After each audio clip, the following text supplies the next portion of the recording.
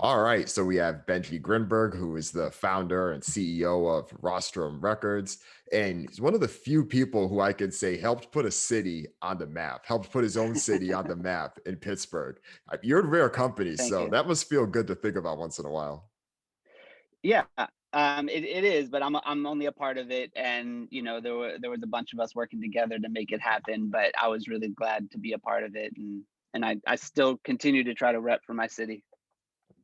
Yeah, no, definitely. I feel like it's one of the few cities that I think, especially in the past like 10, 15 years, that has been able to come and has been able to like stay. Cause I feel like a lot of cities, especially cities in the Midwest and middle of the country, they'll go through waves, right? But I do feel like Pittsburgh has steadily been there ever since you all were able to at least pop and keep the momentum going. No, definitely. And look, Pittsburgh actually has a rich jazz history. It has a rich history when it comes to rock from maybe the 70s and 80s, et cetera. But it was really and definitely even with hip hop, some people had come out of Pittsburgh to be great producers and all that kind of stuff. But really with you know Wiz kind of leading the way, really putting us on the map for modern music for sure. Mm. And you had started Rostrum back in the early 2000s. And at Yeah, least from what I've read at that point, you were working with LA Reid. And I think a lot of people would be like, oh, that's the dream job. You have the big name exec, everyone knows, but you wanted to start your own label. What was that decision like? yeah. And was it an easy one to make that move? So I was young and naive, right? It was like, I had just graduated college. I moved to New York, was sleeping on my brother's sofa, trying to figure out what I was going to do, but I wanted to work in music and I needed to figure it out. And I first started working at this early webcasting company that webcast concerts. Um, and I was there doing artist relations for a couple of months, and I won't go into the whole story about how I got in the door with LA, but I became LA Reid's assistant, and moved when he took over for Clive Davis at Arista, and it was like, holy fuck, like I was like thrown in the deep end of the music industry, and it was exactly what I wanted, and I couldn't. If you had said when like when you graduate college, what's your like ideal job? Like I wouldn't even thought of this as a possible job for me at the time. And so when I got it, it was such a big deal for me, and I really just tried to do the best job that I could while I was there. And what I wanted to do while I was his assistant was to be an A&R person. So he allowed me to start being in the A&R meetings. I could bring in songs. I could bring in artists to audition, etc. And I was like, okay, I'm on my way to being an A&R person here. But as it goes, sometimes when you start to reach your goal line, the goal line changes, right? So it was like, well, at the same time, I was writing and producing music, and I was working on this project that I was really passionate about, that I knew wasn't a major label project, and I just decided, like, I've always been entrepreneurial. Like, why don't I start my own record company, and I can do this project, which was called Top Shelf 1988. Um, and so I literally left Arista to start Rostrum in 2003. It was March of 2003, um, to do Top Shelf and to focus on developing things that I wanted to develop, passion projects, um, and also to continue my goal of writing and producing music. And it just so happened that the label started to take off faster than me as a producer. And so that's kind of the route that I continue to go in.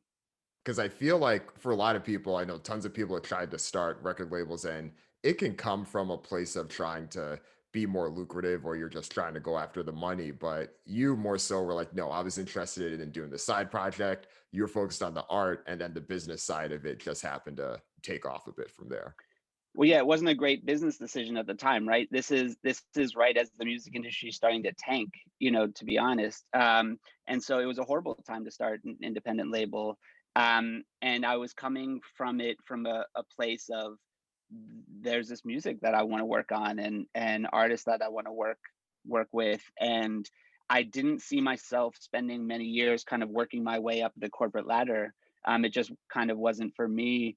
And and I just wanted to take a chance on it. And like I said, I was young. I was 25, um, and I had no real responsibilities in terms of a family or anything like that. And so I gave it a shot, and it ended up panning out. But it wasn't before many years of bootstrapping and working night and day, and moments where I was like, I don't think that this is going to work out, and times when you're like, I you know I'm not sure I'm going to pay the bills next month. Maybe I shouldn't keep doing this. Maybe I should be a music teacher. Maybe I should, you know what I mean? Like, just so many different thoughts when it's not going well, of what else you should be doing, and is this really the right thing to do? And so it was really the persistence and the belief at that time in Wiz, that kind of kept me, sort of pushing through with everything.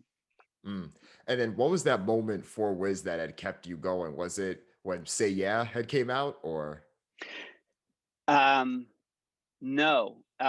So I had met Wiz in Thanksgiving of 2004, and he signed a rostrum in early 2005, and a couple, we were just doing our thing independently. Like, he wasn't the Wiz, obviously, that now. Like, he was a high school student, like that I thought was really dope. It was obviously a different time in the industry. It's not like we were just like making records and putting them up on SoundCloud or something like that. It was just a whole other thing. And so we held hands, and took this journey together. Like, we believed in each other, and but it took a bunch of years to really get going.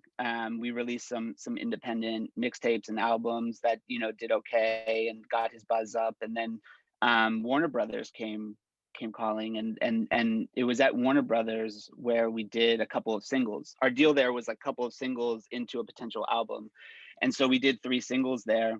Say Yeah being one of them. And so, but yeah, the when Warner came calling, that was a really important moment for us. But the songs only did okay at that time. Um, we didn't see eye to eye with Warner Brothers as to the approach and how they were supporting us, and they were great people, but it just wasn't the right match. And we decided to go back to being independent again. They let us go. We went back, and it's like, all right, before Warner Brothers, we're going up, up, up. When we hit Warner Brothers, it felt like we were starting to stagnate a little bit. And so when we went back independent, it started going up, up, up again. And so we knew that we were on the right path. But even when it's going up, you can look back at it now and say, like, of course it was going to end up being successful. But, it can go up for a while and then plateau and then go back down. Like, you don't know exactly what the graph is going to look like. And so even then, when things are going well, it's not like a ton of money was coming in or anything like that. It's starting to buzz and this, that, and the other, but it's still hard. And there were still periods during that time that, we were kind of unsure about, where this was all going to go. And then, it just started to take off. Like 2009, 2010, it just went crazy. And it was honestly the moment I'm talking about when like I'd seriously considered, like, should I be like a music teacher or something like that, was right before that. So it was like after Mm. Say Yeah, you know what I mean? After we had been through all of that, that those questions still were there. Right. So it seems like by the time that Cushion OJ came out, it was like, okay, no, we have this in motion. Oh yeah, we were already really going. I mean, Deal or No Deal, was a great project that helped to take it sort of, to the next step. And but all the while the mixtapes were really like generating a lot of buzz. The touring, which was a big aspect to our approach, back then, was really helping to build his name. And by the time Cushion Oranges came out, we had already sort of quietly just signed to Atlantic, Mm. um, and so things were going by then, and to the sort of fever pitch of Cushion Oranges coming out, and then Black and Yellow, and then all the other stuff, and so it just kind of Mhm. went crazy from there. Yeah. Yeah.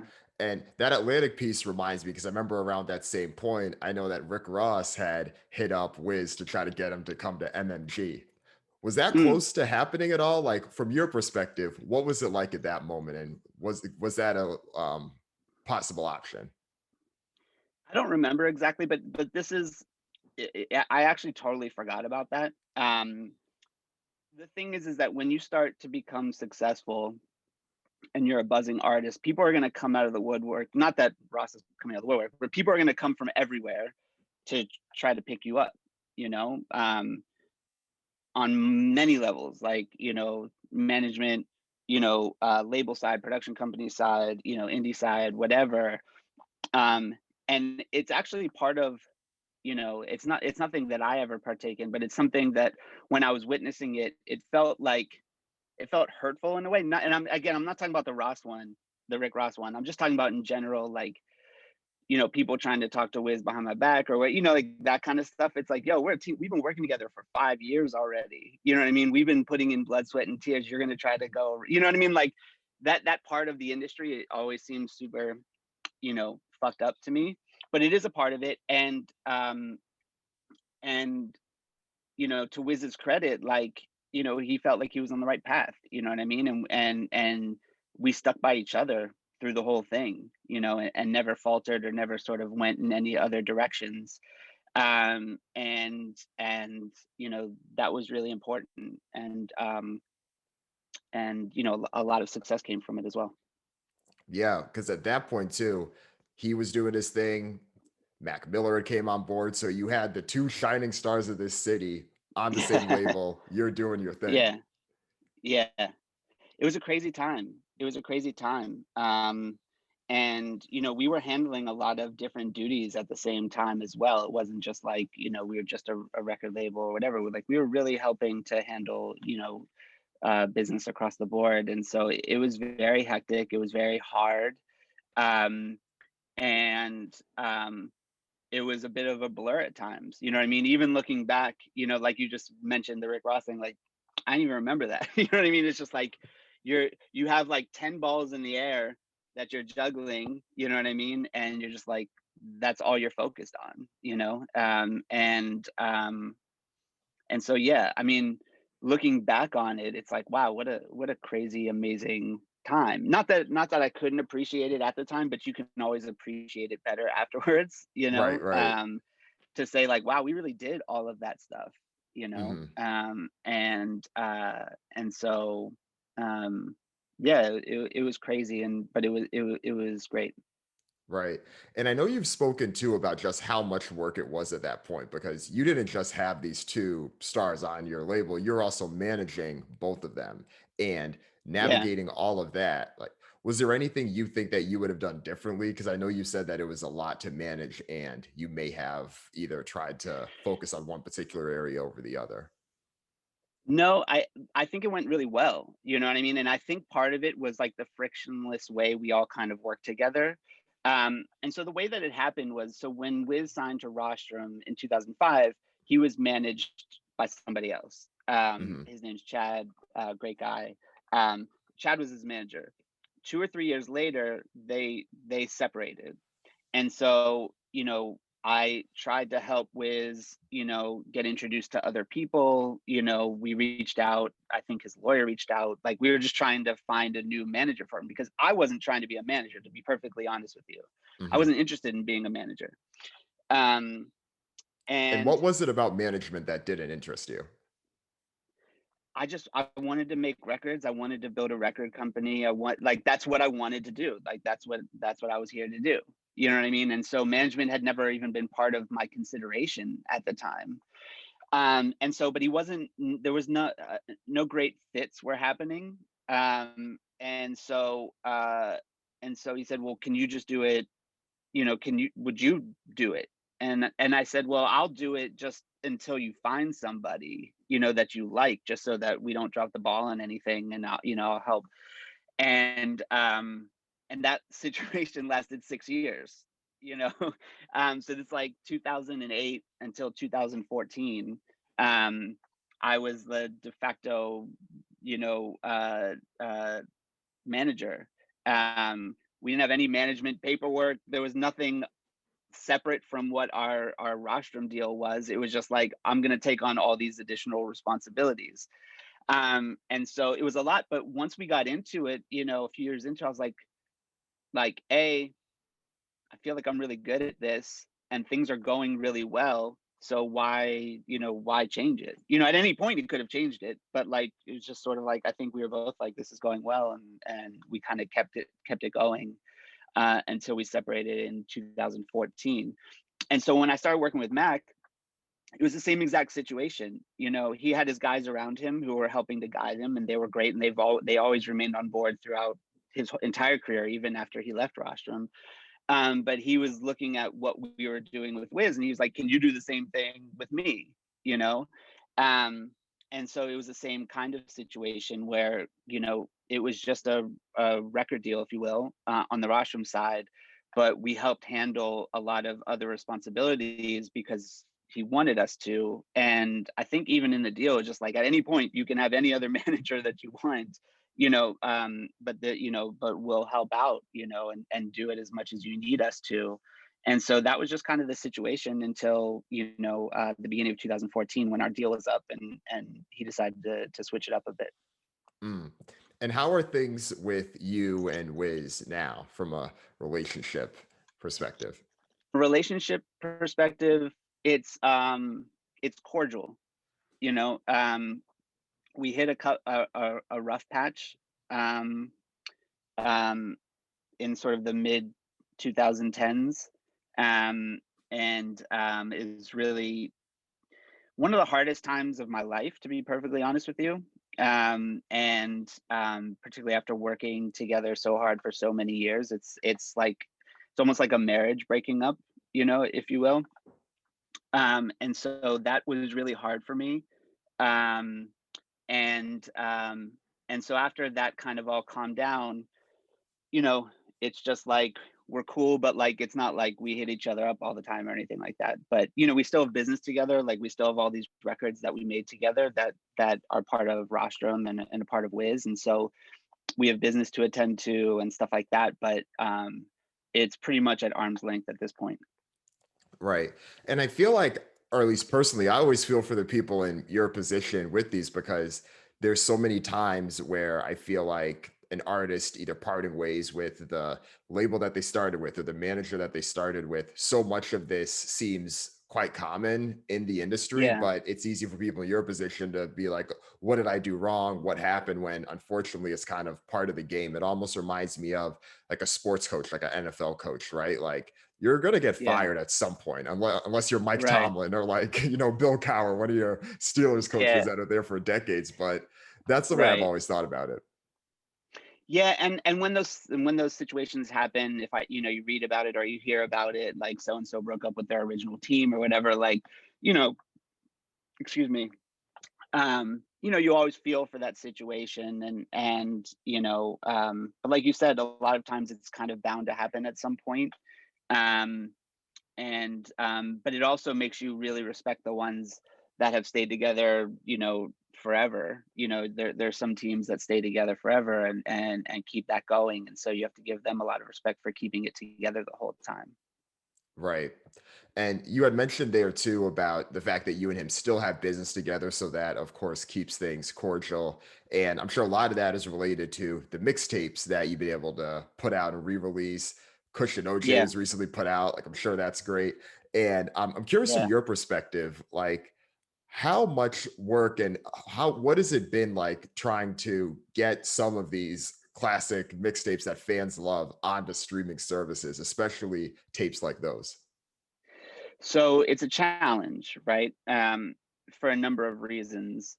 Um, One is sometimes back then when you're doing mixtapes, you might be working with local producers or somebody that the artist met online or whatever. And so just getting back in touch with everybody sometimes to make sure that producer deals are right and that everything's worked out the way they need to be, even side artists, that's a challenge in and of itself.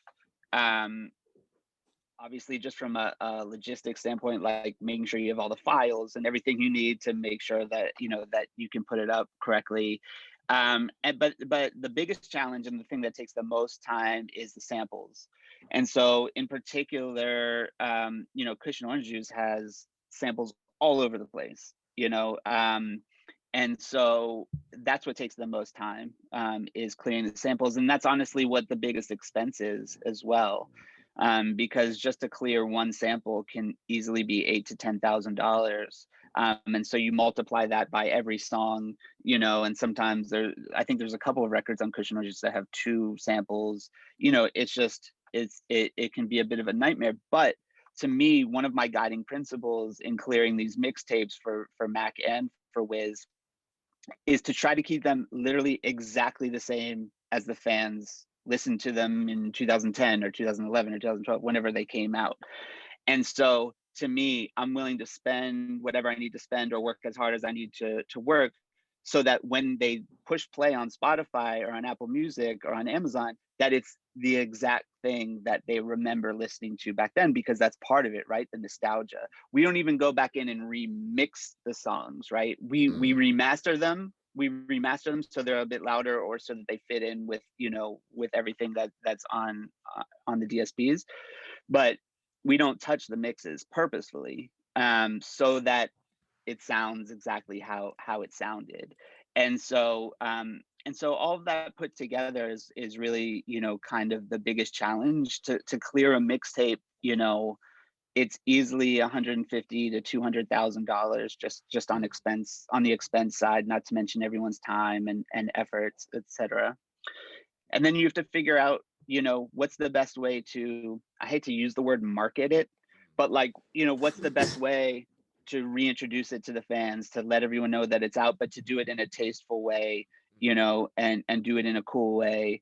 And that's something we work closely with, with Wiz's team, and with Mac's estate now, on, again, let's hold hands and do this together. Like, what do you guys think is cool? This is what we were thinking about, but making sure that everyone feels invested in it and feels like whatever we're doing is cool, Right. And with Christian OJ, were you able to get all of the songs cleared? I'm trying to remember what it was like with that release. No, we couldn't get the Demi Lovato sample cleared with Disney. So that sample, which is one of the earlier songs, and it sucks, couldn't be on there. And Never Been, I believe, is one of the ones that, and this is what we do. For instance, I think it was Never Been, is a song produced by Sledgerin. It had a sample that we just couldn't clear. It was from I think this is right, but it was from like a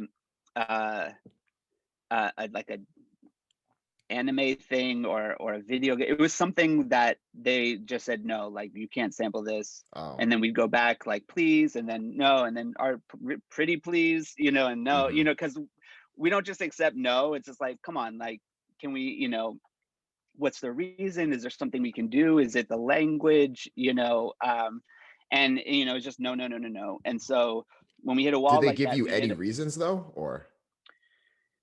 I'm trying to think. In that case, sometimes, I'll speak more broadly about it.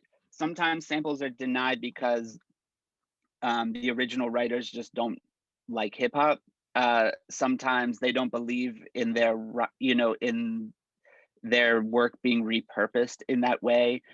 Sometimes we've had samples not get cleared because of the language that's involved. So there's swear words, or they're talking about drugs or something like that. The original writer may not want their work associated with that. And so those are usually the reasons why it wouldn't be, cleared. In this case with the with the one we're talking about on Cushion Orange Juice, I think it was literally like, it was something on their side with the video game where it was just too difficult for them to even start to try to figure it out on their end, that they said, like, we can't do it, and we offered to help in many ways and we couldn't. But so in that case, what we do is we go back to the original producer, in this case Sledgerin, and say, yo, that we've tried everything, we cannot clear the sample. Do you want to have a go at remixing it, or redoing it in a way that is okay? And so that's what we do in those cases. And if sometimes if it's too hard, like the Demi Lovato situation, where it's literally it's not just a sample, but it's her voice as part of the hook and whatever, and it's just too difficult. Unfortunately, every once in a while, but it's really every once in a while because we usually get most of them. Mhm. We just have to take it off. Right. Because I remember when it came out and I saw that there were 2 off, I was like, I am sure that they tried everything to make Oh this yeah, happen, yeah. and there's just nothing that they could do.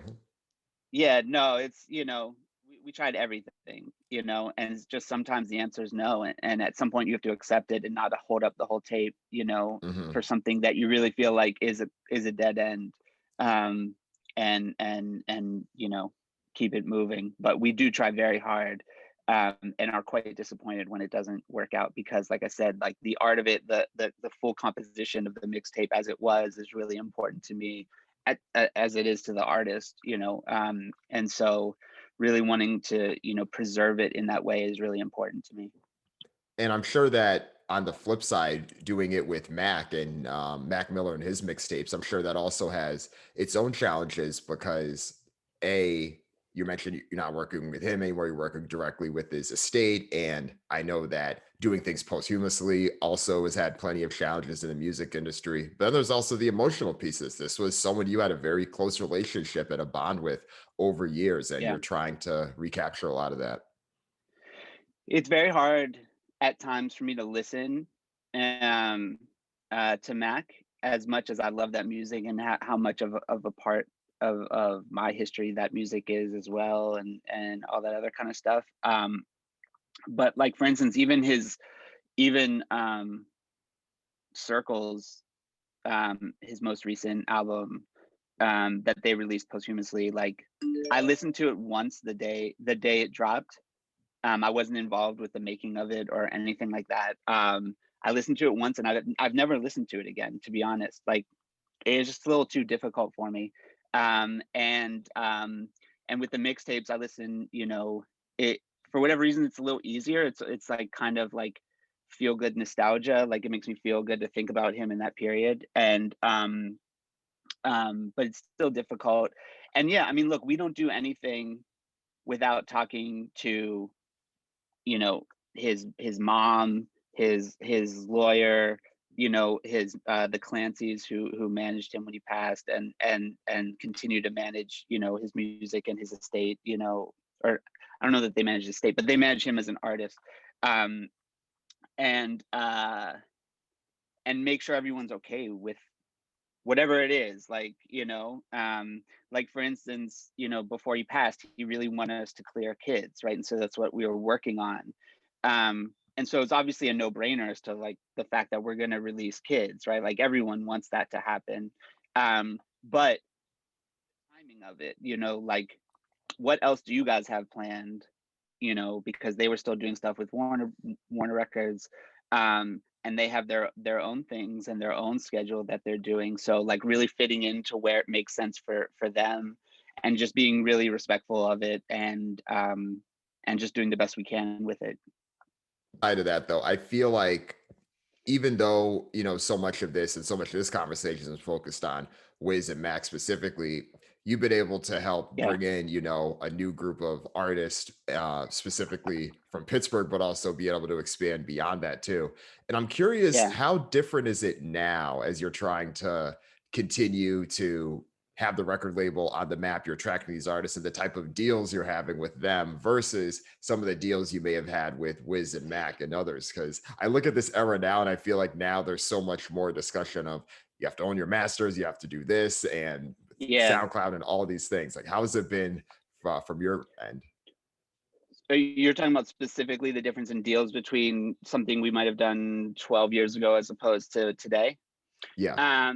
It is a different time. The deals are somewhat different. In general, we've always done 50-50 deals. So as an independent label, that's just kind of always what we've done.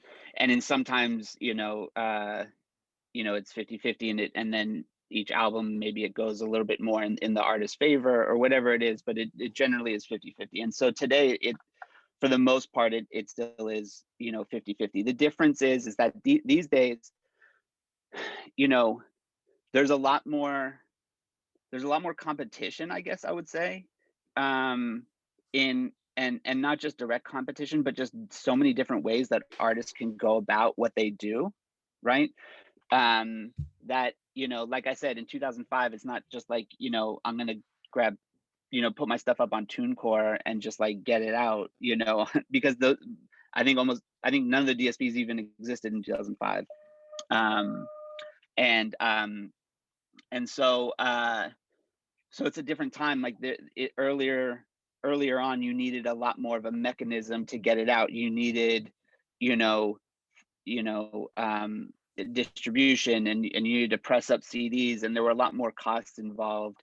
And back then, the typical deal was very much, like a sort of 360, but it was kind of different in our case. Like we never took publishing rights or merch rights or anything like that. With our artists, our main thing was the records, and on ancillaries such as publishing, merch, touring. If we participate, well, when we participated, it was always on a passive basis, right? Which is like, you go do your own touring deals, you go do your publishing deals, you do whatever you want. You're free to do whatever you want. We don't own that. You do. Um, but because we're spending a lot of money marketing, we're making the music that's driving all of that stuff. We want a passive participation, in it. And so that's what it was back then. 50, but we don't even talk about ancillaries. Like we don't even ask for passive participation in anything. It's like, look, we're going to make music with you, we're going to release that music, we're going to market that music, and we're going to get it out there, and we're going to do everything we need to do, and for that we're going to participate in that music, right? You go off and do whatever you want on all that other stuff still, and we're not even going to take a piece of it. And part of that is to differentiate yourself from the major labels, who is our main competitor. It's not other indies, it's major labels. All the artists we signed in the last couple of years were being looked at by majors and by us, and they ended up coming to us. And Rostrum has always been my goal in Rostrum has always been to build an alternative to going into the major label system, and being able to do it with similar resources but independently. And so to me, it's like, all right, but how do we differentiate yourselves? You differentiate yourself, by just being very hands-on, by caring, by putting a lot of love in it, and by keeping a small roster so you can really focus on everything, right? There's no politics, there's no shelf at Rostrum, right? Like you don't get signed and just get like put on the shelf. We don't have a shelf. You know what I mean? It's like, if we're working together, we're working together. Let's put out music, let's do our thing, right? So part of it is that. Part of it is shorter term deals, right? So 1, 2, 3 albums situation. And I can, if you're interested, tell you how we define albums at this point. But Yeah. but doing shorter deals, right? Whereas like 10 years ago it might have been 6 albums or whatever. And the other is that we don't ask for, non-record income, so all the other stuff that we talked about. And so that makes artists feel really comfortable, as it should. But it really puts the pressure on us, for the records to perform, right? Because some artists, like, the records do okay, but they do great touring, or they do great over here or whatever. For us, we really want to make sure the music's great, and really want to make sure that we're doing everything we can to make sure that as many people hear it as possible. And do you feel like, because you're competing so much often with the major record, or you're competing with the major record label for a lot of these artists, do you feel like the pitch is pretty easy from a offer perspective? Because I'm sure you're not just selling them on the terms, you're selling them on like what you can offer and track record. Do you feel like it's been relatively easy to like get that pitch across to them, like relative to some of the major label options they may consider? When artists, not to sort of pat ourselves on the back, but when artists meet with our team, and sit down with us, very often, and I don't ask this out of them, like, so how does this meeting compare to other meetings? Like, but we're having our regular meeting, we're talking about their goals, what they're trying to accomplish, how we can possibly help them with all that. And at the end, oftentimes, sort of in an unsolicited way, they're like, man, this meeting was so much better than all the other meetings that we've had. Like, I feel so much more comfortable, this, that, and the other. It's because, like, you know, first of all, we're music people. Like, this is what we care about. We care about the artist. We care about what they care about and how we can help them with that. And I think we kind of talk to them in a different way. Like, I'm not sitting in uh, on these other meetings that they're having, but they don't want to hear about analytics. They don't want to hear about this, that, or the other. They want to talk about the music. They want to talk about what their dreams are, what their goals are. And that's really, what we focus on, and how we connect, and how, because people want to feel comfortable with where they're going, and to us, it's not an act, it's not something we practice, it's just kind of who we are. And so I think that that's a point of differentiation. We don't even talk about the deals in our meetings, right? Like, so if you come to Rostrum, we're not going to ask for, like, that's not part of the conversation. Right. It's talking about music. Like, let's talk about what you've done. What have you already tried? Like, when you did this, you just trying to find out more from them, so that you can see, if we're the right fit for them, right? Um, and it's a two-way street. Like, do they feel comfortable with us, and do we feel comfortable with them, right? Hmm. And because we're going to work together really hard over the next couple of years, or however long our relationship is, and so you want to make sure that you like them, like, as people, that you can work with them, that you feel good about it, you Hmm. know and it's the same way I think about hiring. When people join the team, it's not just, hey, can you do this job? It's, are you a good person? Like, do I want to talk to you every day? Do I Hmm. want you representing the company that I started? Do I want you representing the artists that are trusting us with their music to go talk to the partners? Like, that is really, really important to me, and that's a lot what I think of when bringing people on the team. Um and so it's just kind of a different approach. I'm kind of forgetting your original question that got me here, but I hope I answered it. No, that was good. That was good. Yeah, because I was really curious about that pitch, right? Because I'm sure that artists are often comparing, okay, do I want to try to become a superstar? And if I want to become a superstar, they have the distribution and the money. But if I Yeah, yeah, really want people that care about the music, and I know this is a very reductive comparison, but like if I want people that yeah, care yeah, about yeah. the music and actually care about the art and can back me and won't shelve me, then I want to go with the independents and the folks that I feel can be most connected, right? Right, for sure. But there isn't that exact line between the two, right? Like, we can accomplish both of those things, and it is possible to do both those things. And that's why I talk about independent not meaning small. Hmm. When you think independent, it doesn't have to be small, it's just independent. Right. um and so if we have a song that's going, we're going to start to invest, we're going to continue, I should say, to invest a lot of money and resources into taking it as far as that song will go. And so, you know but look, major labels, I'm not a major label hater. I have a ton of friends that work in the major labels. It's not that, it's literally just a differentiation between the two. But the major labels are absolutely right for certain artists, Hmm. and for certain things. And they're absolutely not right for certain artists and certain things, the same way that Rostrum is, right? Like, we're right for Right. certain things, and we're not right for other things. And that's why, and that's part of the meeting, right? Is to find out from both standpoints, is this the right, or is this the right marriage? Right.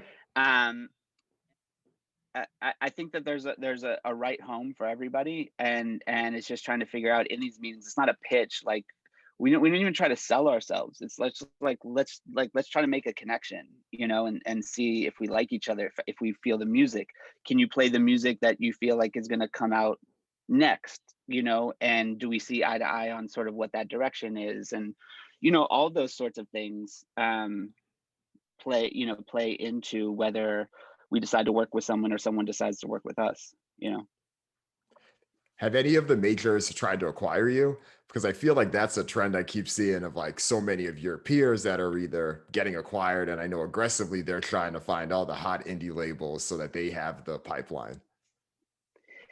Um, so when Mac and Wiz were really taking off, 2011, 2012, um, like you know, calls from everybody, you know, like we want to buy 50% of Rostrum and do this, that, and the other, or we, you know, whatever it is. And I just always said no, like, you know, we were doing something special. It didn't feel like the right decision at the time.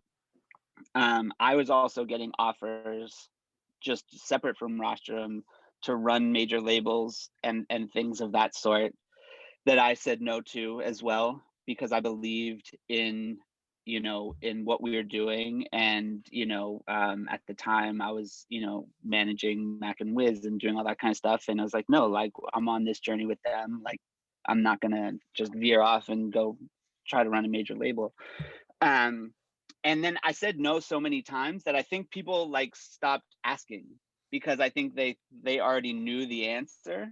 Um, but with the market being what it is now, um, and with our continued success and our continued sort of proof that we can do what we do, um, those conversations have definitely, you know, started up again, where, you know, it's like, hey, we know a number of years ago you were not interested, like are you still not interested, you know, or, you know, is there a discussion to be had? And, you know, look, I'll have a discussion with people, but I'm not trying to make any moves that don't feel right. They don't feel right for, you know, the records that we represent, the artists that we represent, and the feeling that we represent. And so, you know, to me, that's really a driving force in all of this. And, you know, I'll hear people out and see what people are talking about. Um, but I'm not quick to do anything, you know, and I'm certainly not going to do anything that I don't feel is right.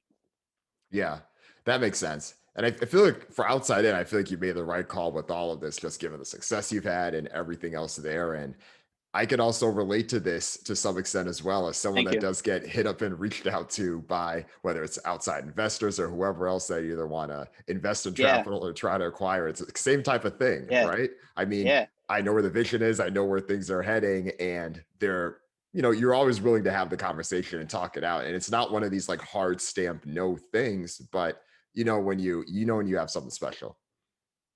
No, absolutely. And I appreciate that. And I appreciate you having me on, by the way, taking a quick second. I was excited that I was invited to come on, because I check out your newsletters and all the things that you write. And I think you're doing a great job and a great service in educating people. And so I'm happy to be here, by the way. Thank you. No, appreciate that. Yeah. Appreciate that. Yeah. Yeah. Absolutely. And I know we're getting to the tail end of this, but before we let you go, I did want to highlight one of the things you're doing that I think is dope. You have the Benjy Grinberg scholarship. And I think it's Yeah. really cool that you were able to, this is your way of trying to give back and being able to show the focus of education. Obviously, just given how crazy tuition and everything else is, I feel like being able to provide access to people who don't have it necessarily is really powerful. So I think that's dope. Yeah. Well, thank you. And look, you know, my wife and I do a lot of stuff behind the scenes, a lot of stuff that we don't publicize at all. And I was actually hesitant whether to you know, post about the scholarship on, you know, online and everything, but because that this particular thing can be, you know, you can apply for it and win it. I thought it was you know, it made sense to me to post about it and let people know about it. But really, it's, you know, I feel very blessed in what I've been able to accomplish and some of the things that come along with it. And I'm very sensitive to other people not having that chance or not having the same resources, in various ways, you know. And we're passionate about uh, helping to fund music programs in Pittsburgh. And at the Children's Hospital in Pittsburgh, we help fund a music therapy program. And there's a lot of things that we do, but I don't even know what I'm talking about now. But I don't love talking about it, because to me that's like, it's something that I feel is important, but it's not something that you necessarily trumpet. And the only time that you trumpet it is And I've had to learn this because I've always been like, no, like just put it as anonymous or do it as this. And the people that are behind it are like, no, we'd really love to use your name because it helps, other people um, sort of figure out that they can also do this thing, and it brings attention to the program and this, Mm, that, and the other. And I'm like, well, if you think it's going to be helpful, like I'm down, but I just don't want it to look like I'm just out here, like I said, sort of yelling from the mountaintops about those things. But with the scholarship, back to your original question, this is the first year. It was a smaller amount, and each year we're going to make it bigger and bigger as we grow into it, and sort of find our footing with it. But education is something that's really important to me. I feel really blessed that I was able to have the education that I had, and yeah, it's just important to give back and care, and I hope that it helps influence other people to do the same if they're not already, because there's a lot of great people doing a lot of great things. And so I think sometimes people just need inspiration or need to hear what other people are doing to come up with their own way of giving back in whatever they can. Sometimes people don't have money that they can give, maybe they can give some time, maybe they can give of their own expertise. It's not just money, and mm. people just need to know that you care, and that's, excuse me, and that's part of my whole push with mental health advocacy, is sort of the same thing. It's like showing people you care, showing people, trying to normalize the fact that we all go through different things, and we all have, you know, issues at different times, and that it's okay to talk about it, to sort of normalize it so it's not so weird or whatever, that it that's another thing that I'm really passionate about, sort of inside the music space, and also outside the music space, is trying to normalize that conversation as well. Yeah, that's powerful. And thank you for that. I feel like that's an important one. It's great to just see more awareness and discussion about that overall, but especially the music industry. It can be so stressful. And even some of the moments that you had shared that you definitely had either struggled or had frustrating moments in your life dealing with all of the ups and downs from running a record label, dealing with artists that you had as close relationships. I'm sure all of that, Yeah. speaks to that experience too.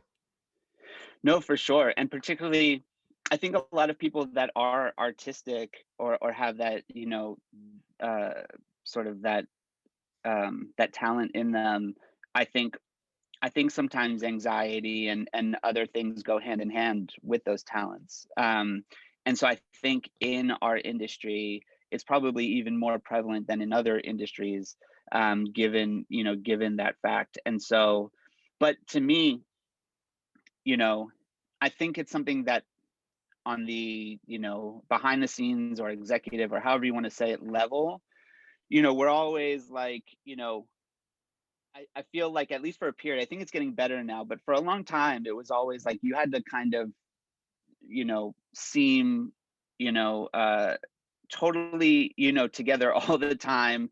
Like, sure, I can handle a million things. And yes, I got this. And, sort of the old time, sort of like, maybe if you picture it in a movie, like an old movie, like an old like movie exec or something like that, like someone who has it Mm, all together and can do this and that and the other, nothing bothers them. And I feel like we are all sort of putting up a front that, like, yeah, everything's great, this, that, and the other, everything's awesome, and it's like, no, not everything is awesome. And like you said, the music industry can be very, very challenging. You put a lot of your person into it, like a lot of your personality, a lot of your creativity, a lot of your passion, and sometimes that's rejected. Sometimes, relationships fall apart. Whatever it is, that can really have an effect on you, um, as an executive. Not just as an artist, but as an executive. And so, I think it's important to say, like, it's okay to say no. Not everything's okay right now, or I think I might need a little bit of help, or I need to take a breather, for a little bit, just to like get my mind right and have some space. And it was it was when I was diagnosed with OCD that, you know, um, kind of made me realize that I need to share this in a way, right? Like I'd always hidden it so much, right? All of my anxieties, my OCD tendencies, different things like, but when things got really, really busy and when things got really, really successful, it reared its head in a way that it had never reared its head in my life before. And I was diagnosed with OCD, and and it was one of those things where I said, you know what, I'm tired of hiding all of this, like I want to talk about it because I'm sure other people are going through it, and I want to make them feel less alone, because I was feeling really alone in a way. And so that became really important thing for me.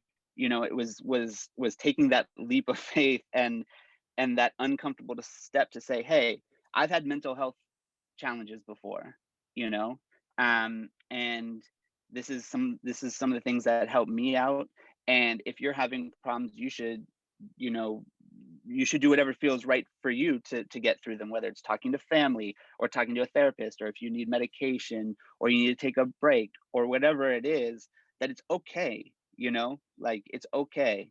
And and I'm still here talking about normalizing it because it's still important to me, because it's still something that I want to continue talking about, even a couple years later, so that that message continues, and that, maybe other people will trumpet it as well and continue to talk about it. And look, I think things are getting better. Um, I think people are more aware of mental health issues and awareness and all that kind of stuff. And so I think, um, I think we're headed in the right direction. Yeah, I think we are too. And I appreciate your bravery in using your platform and your voice to speak from your own experience to make this happen and like to help educate others. I think this is how things continue to evolve. So thank you for that. And I think No, of in course. general, you've just dropped a lot of insights, both from your own experience, how the industry works, and just going through the steps. And I think people definitely get a lot from this episode. But before we do let you go, Benji, is there Yeah, anything else that you want to plug or let the Trapital audience know about? it's a good question. No, I mean, I'm here, I love talking. I don't do it very often, but I've always sort of been very much behind the scenes, and more and more, um, I feel like I have something to offer in sort of my experiences, like I just said with mental health, but even with the music, with the music industry and things to avoid and the best ways to go about it. And so I love talking to people or answering people's questions, or just being more vocal about, you know I put this in quotes, the right thing to do, in the music industry. Um, and so it's more so just sharing my experiences and my knowledge. It is, kind of what I'm here to do right now. But look, we have a lot of exciting artists coming up. Um, and I feel like if I start naming them, I'm gonna forget one. But I think that in a way it's an exciting time in music, that it's democratized in such a way on many levels. There's still levels that it's not democratized. But where if you are dope, someone's gonna hear it, and that wasn't the case a long time ago. And so I'm all for that. And I just want to be a part of great music. I'm personally getting back into writing and producing music, which I haven't done in like 15 years, and it's something that the pandemic allowed me some time to do. And so I'm excited to get back in as a producer, and start getting some of my own tracks out there as well, and just being creative, and just not taking it too seriously. I take my responsibilities seriously, but we also have to treat it with a bit of levity, in order to continue to push through it and deal with some of the some of the headaches that come with being in the music industry. And so I don't know if that answered your question, but that's what I had to say. Yeah, no, well said. Well said. Well, Benji, this has been a pleasure. Thank you. This is great. Yeah, no, thanks for having me on, and I'll talk to you soon, man. Thanks. Yeah, definitely.